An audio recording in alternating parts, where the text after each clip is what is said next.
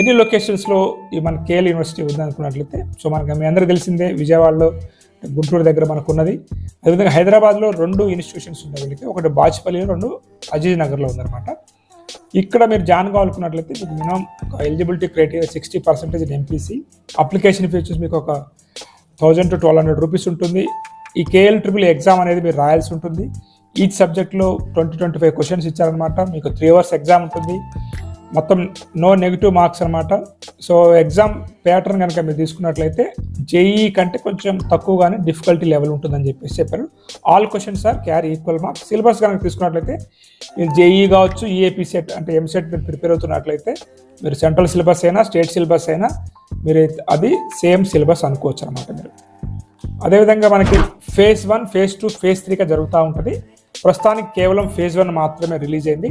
అది కూడా మీకు 4th December వరకు మీరు అప్లై చేసుకోవాల్సి ఉంటుంది.